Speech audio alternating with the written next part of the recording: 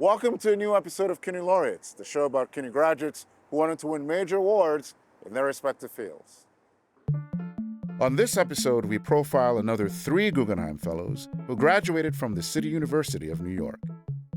First, New York Times reporter Ralph Blumenthal has covered everything from the Vietnam War to alien encounters.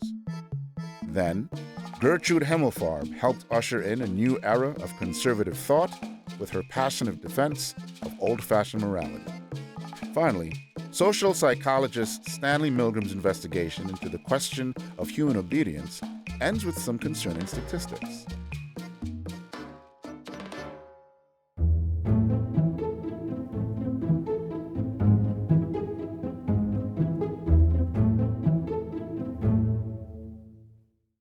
Aliens? Check. The Vietnam War? Check. Pizza connection? Check. Ralph Blumenthal has reported on almost everything over his long career as a New York Times reporter and as the author of numerous books. This is the story of a CUNY graduate who became a Guggenheim Fellow whose career as a journalist got its start at the City College of New York.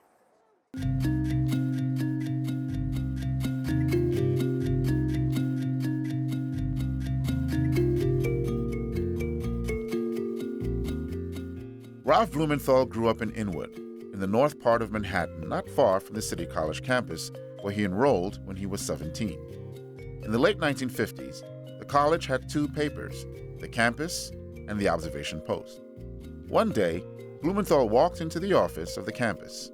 I wasn't sure what I wanted to do, and I wandered into the office, and from that moment, basically, I was hooked. It was a time of protests against the Vietnam War. City College was in ferment. It was a wonderful time to get into journalism, and I saw all that, and I said, this is for me. He wrote for the paper throughout college, and even interviewed the college president, Buell Gallagher. I actually stayed an extra half year so I could be editor-in-chief. I graduated in the winter of '63. He studied at Columbia University and was then hired at the New York Times as a lowly copy boy, but his ambition led him to pursue stories on his own initiative. Would seek out my own stories that didn't have a time peg and offer them to the editors and write them on spec. He had 2 stories published without a byline on the same day. And I was told later that Abe Rosenthal, the executive editor, asked him, well, who wrote this story? Oh, some kid named Blumenthal. Well, who wrote it? The same kid. Soon after, he was promoted to the Metro desk. It was a staff of superstars, really, that legendary people. A lot of foreign correspondents. Before they went overseas or when they came back, they went on Metro. It would take a few years, but Blumenthal would become one of those overseas correspondents. He was sent to West Germany on his first foreign desk assignment, and then in late 1969, he was sent to Vietnam. I think my parents probably would have liked me to turn it down because they were very nervous. I was based in Saigon. We'd go out in the morning and cover, the latest action, wherever the fighting was. Everybody was reading, my dispatches. So that is very heady stuff for a young reporter. And you're laying out the agenda, not only for the world, but for, the leaders of our country. But reporting at the front lines was perilous. The military would let us jump on a helicopter any time, or we would hire a taxi and just drive, because Vietnam is a fairly small country and you could get to the fighting pretty quickly. So we took a taxi and we actually saw Viet Cong crossing the road ahead of us. Our group included 2 veteran freelance photojournalists, Dana Stone and Sean Flynn, son of the swashbuckling actor Errol Flynn. As we barreled down Highway 1, our driver suddenly screeched to a stop. Several hundred yards ahead, a black-clad column was crossing the road. We made a sharp U-turn. Frighteningly, it seemed to me, Mr. Stone and Mr. Flynn insisted on sticking their long lenses out of the windows, snapping off frames. Disappointed at our hasty retreat, they said they would hire their own taxi the next day and go back. They did. They were never seen again. Blumenthal stayed in Vietnam for 14 months, but his work didn't stop upon returning to New York. He was tipped off to a story that would expose one of the many Nazis hiding in the U.S. after World War II. I got this tip that these two immigration lawyers were fired for digging too deeply into the protection of Nazis after the war. And one thing led to another, and I heard that a bishop of the Romanian Orthodox Church in Detroit, outside Detroit, who had given the opening prayer at the United States Senate in 1952, he had been a Iron God Nazi leader in Romania and fomented a pogrom where Jews were slaughtered. Blumenthal dug into his research and set up an in-person interview with the bishop. I didn't know yet what he would answer. So I had to confront him. After I'd compiled all my information, I had to do that interview with him, and I was nervous sitting down with him. I didn't know how he would react. He denied it, and then I confronted him with the documentary information. He still denied. He said, "Oh, I had I didn't write those speeches. They were given to me." And I said, "Yeah, but you said this against the Jews, and the Jews were then slaughtered." I gave him a chance to say, "No, it wasn't him," or but he did not really explain away the circumstance. Anyway, I ended up writing the story, a big front page story in the Times. He lost his citizenship and was sent out of the country years later.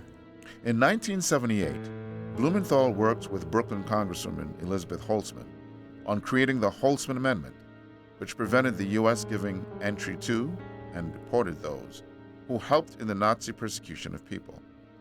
But it was this type of investigative reporting that he relished. I loved investigative reporting. I loved, being on the side of ordinary people who, had problems with officials, and I hated the corruption that I saw in the city, and I loved to expose corruption, which I did a fair amount of. Blumenthal helped expose the pizza connection when mafioso were selling heroin in pizza parlors, which he later turned into a book. He was awarded a Guggenheim in 2001 to finish his book on the anti-death penalty warden at Sing Sing, Lois Laws. And in 1993, owing to his deep network of contacts, the Times was able to break the story of the World Trade Center bombing, which, at the time, was believed to be a transform explosion. And the team later won a Pulitzer Prize for the expanded reporting on the group of terrorists.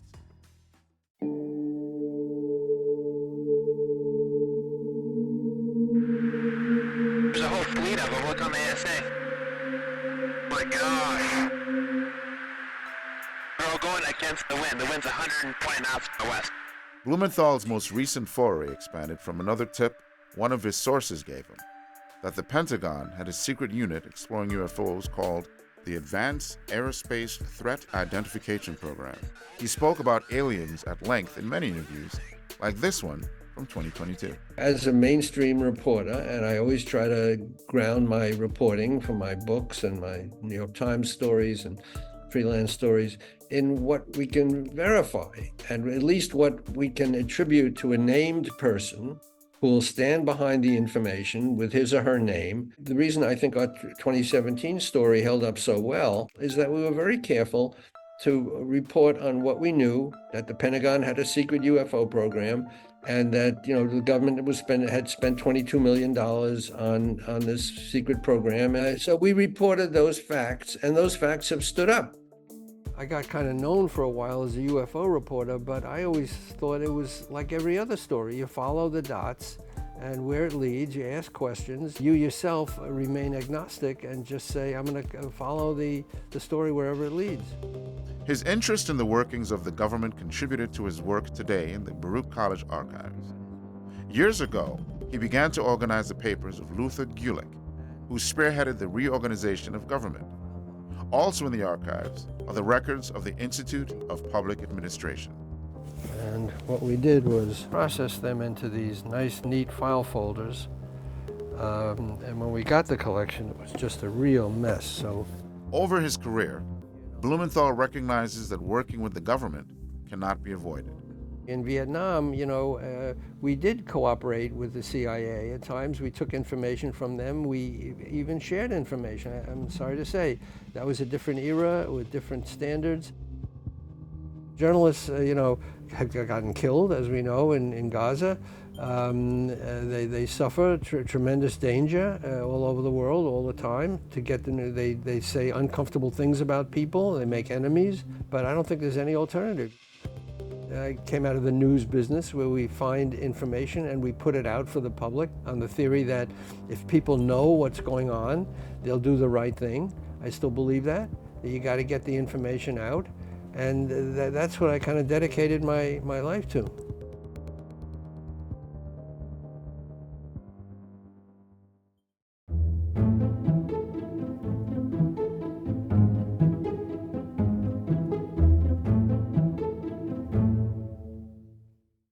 Victorian England may loom large in the imaginations of romance novel fans and Gothic horror enthusiasts, but can it also provide us with a blueprint for how to live in the modern world?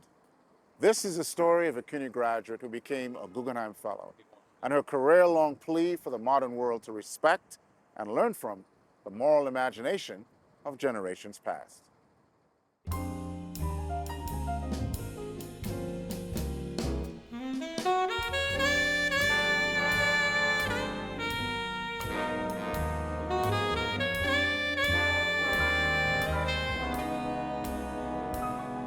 A meeting of radical Trotskyists in Depression-era Brooklyn is not where one might expect to find a future neoconservative thinker, an apologist for Victorian-era values, but that's exactly where Gertrude Himmelfarb spent many days as a young college student in 1940.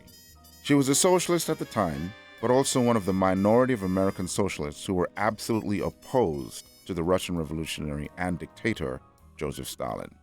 It was just this kind of heterodoxy that perhaps anticipated the political lightning rod she was to become. Gertrude was born in 1922 to a religious Jewish family. One of their religious customs was to kiss a prayer book if it ever fell accidentally to the floor, a reminder to oneself of its sanctity. But witnessing this custom, she later said, taught Gertrude not just the sanctity of Scripture, but of all books and of learning in general. Her father, Max, owned a tiny glassmaking business that barely made enough to keep them out of poverty. This lack of money, combined with a hunger for learning, left only one real option for Gertrude, the tuition-free Brooklyn College. And Gertrude was no slouch. The young student majored in not one or two, but three subjects: history, economics, and philosophy, while also taking night classes in Judaic literature at the Jewish Theological Seminary. And she found time for other things too, like a lively Trotskyist meeting in Brooklyn, where Gertrude met Irving Kristol, a student at City College and member of that school's anti-Stalinist left. It was love at first sight for Kristol, and Gertrude couldn't have been far behind. The two were engaged after only a few dates and married in 1942.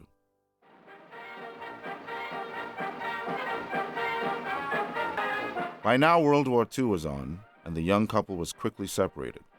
Irving left to serve in the war, and Gertrude went off to graduate school at the University of Chicago.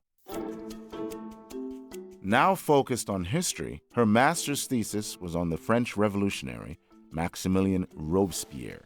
But it was her PhD dissertation on the 19th century British historian Lord Acton that would foreshadow the remainder of her career. Acton, who famously originated the phrase "power tends to corrupt, and absolute power corrupts absolutely," was a staunch liberal, an advocate of individual liberty, whose views were nonetheless grounded in his strong Catholic faith.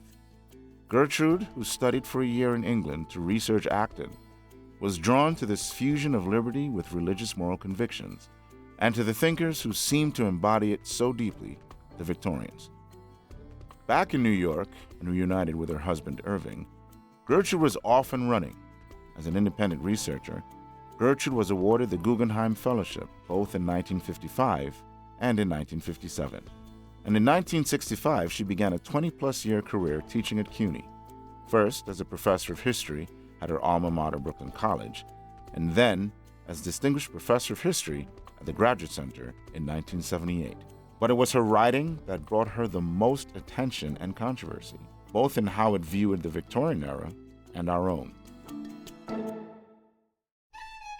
To many historians at the time, Victorian-era England was a period of antiquated and restrictive social norms. They felt that behind the proper behavior and good manners of the era hid a world of repressed emotions, hypocrisy, and social control. But in her books, like Victorian Minds and The Demoralization of Society, Gertrude vigorously defended the era as a period where strict moral codes were crucial to England's social progress. By this time, Gertrude and her ideas had largely been labeled neoconservative, a word coined specifically to deride her similarly socialist-turned-conservative husband, Irving Kristol, but which he had willfully adopted as his political identity.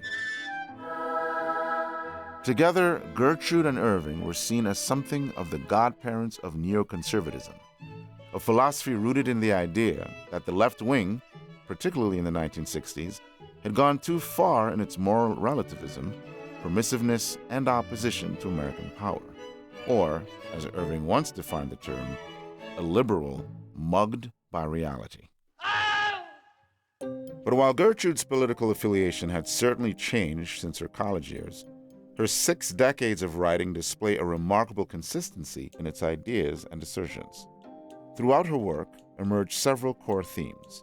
In her view, the key to the social progress in Victorian England was its emphasis on morality. This emphasis began with religion, but ultimately developed an independence from it, even as religion declined.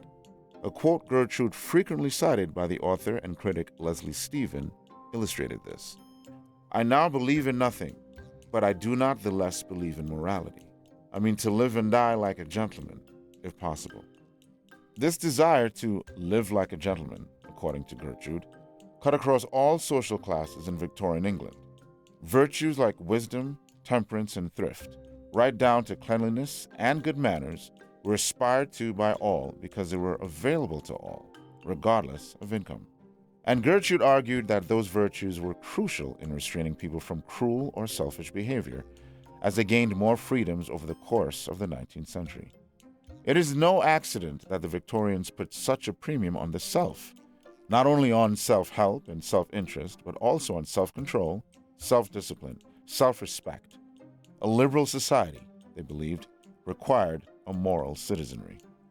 But the modern era, in Gertrude's view, was beginning to lose that safety net. Beginning in the 20th century was a deprioritization and even a disbelief in the idea of morality. The result of this moral relativism, according to Gertrude, is the unchecked pursuit of liberty above all other values. And, she believed, in a case of tragic irony, criminality, social dissolution, and ultimately the downfall of liberty itself. By the end of her career, Gertrude was being called a historian of ideas by the New York Times and a physician for the national soul by the author David Brooks. Her critics more often called her a scold.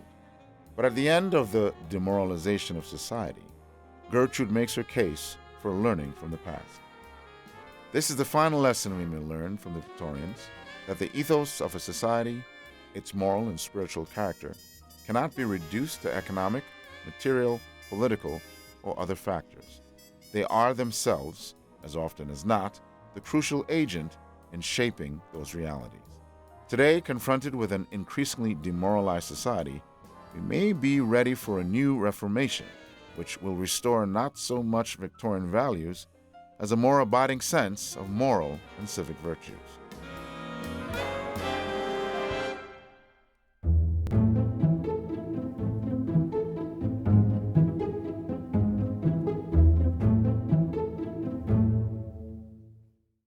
You've probably heard of the Milgram experiment, the study that explored the dark side of human obedience. But did you know that its creator, Stanley Milgram, conducted dozens of other experiments right here in the streets of New York? This is the story of a CUNY graduate who became a Guggenheim Fellow and his deep dive into the psychological mechanisms of social interaction.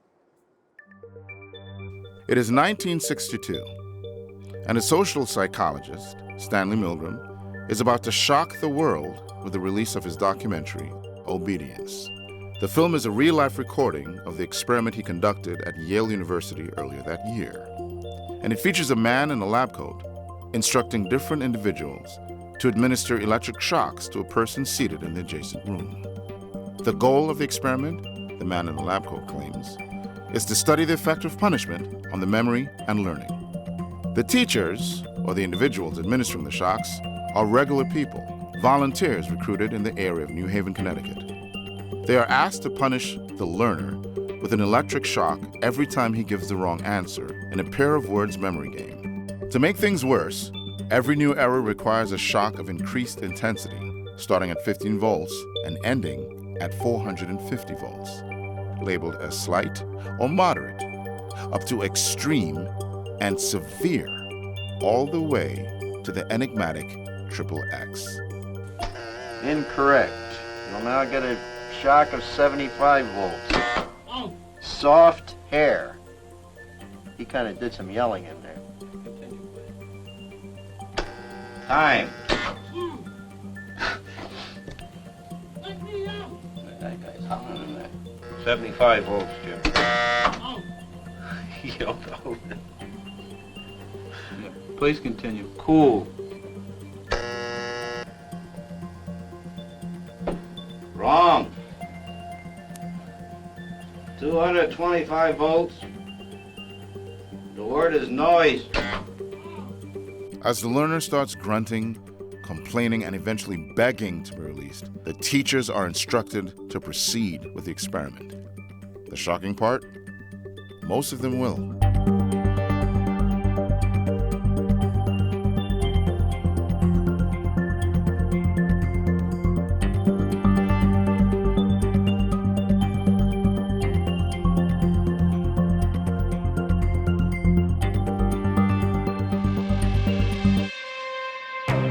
What the teachers in the experiment didn't know was that they have been deceived.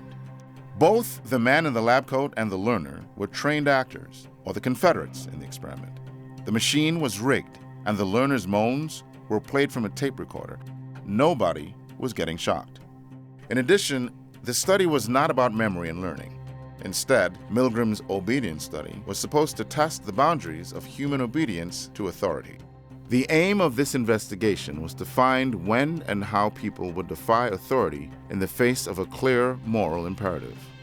Set against the backdrop of the Vietnam War and the high-profile trial of Adolf Eichmann, one of the chief organizers of the Holocaust, the study emerged during a period of global self-reflection.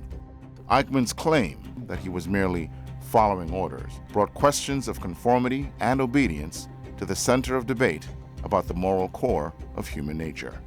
For Milgram, the son of Jewish immigrants from the Bronx, these questions had a very personal dimension, but he wanted to dig even deeper. The Nazi extermination of European Jews is the most extreme instance of abhorrent immoral acts carried out by thousands of people in the name of obedience. Yet in lesser degree, this type of thing is constantly recurring. Ordinary citizens are ordered to destroy other people, and they do so because they consider it their duty to obey orders.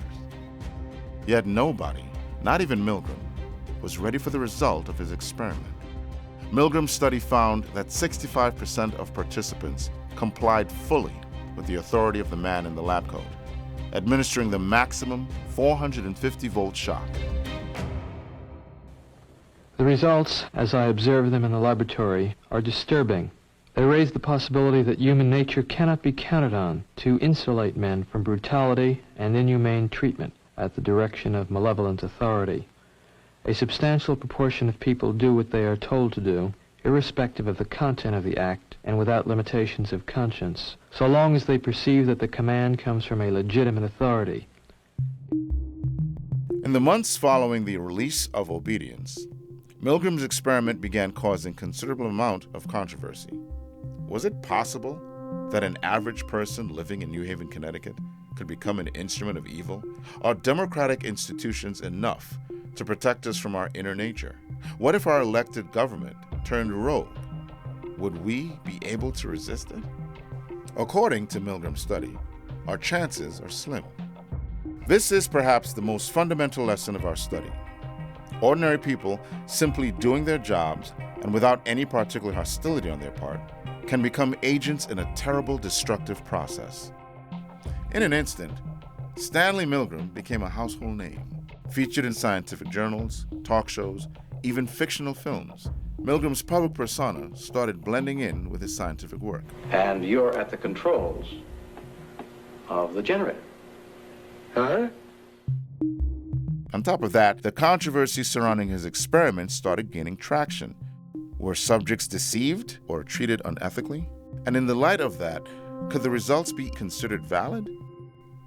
Despite defending his work with documentation and claiming that most participants found the study beneficial, even enlightening, These ethical concerns took a toll on his career, and in 1967, Harvard rejected his tenure application. For an ambitious kid from the Bronx, who fought his way from Queens College to Harvard and Yale, this was a considerable blow. Ironically, help came from the same institution where his academic career first began.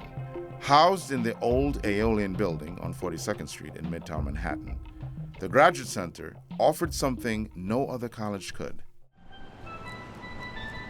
My new job at City University, New York, involves a jump in pay and full professorship. Head of the Department of Social Psychology. City of New York is a major laboratory to be utilized in the research and training of graduate students in social psychology. That's from the CUNY brochure. I wrote it.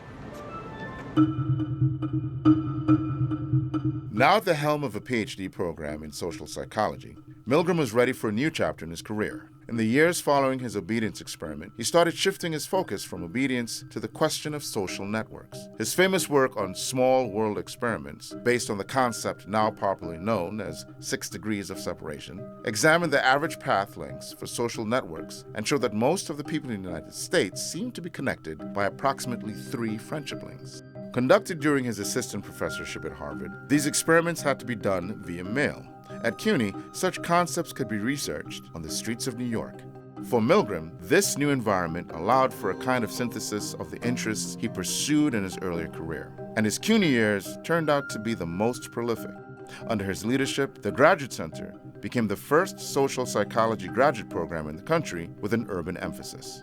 In the next 2 decades, Milgram and his students went on to conduct large-scale urban experiments, many of which became classics of social psychology. Studies such as Street Corner Experiment, which demonstrated herd mentality by showing that people start crowding when they see others standing and looking up.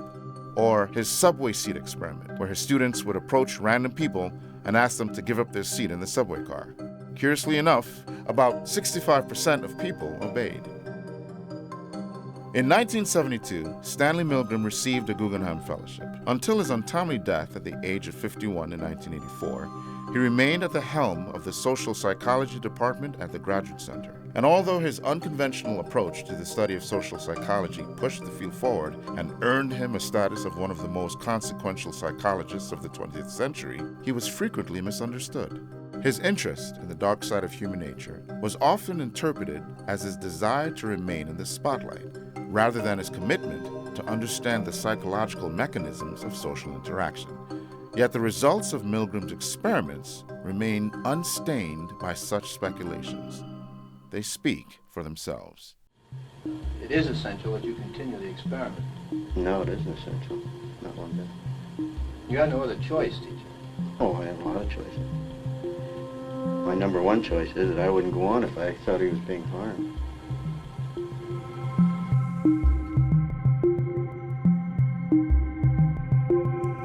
Yes, 65% is a lot, but that still leaves 35%.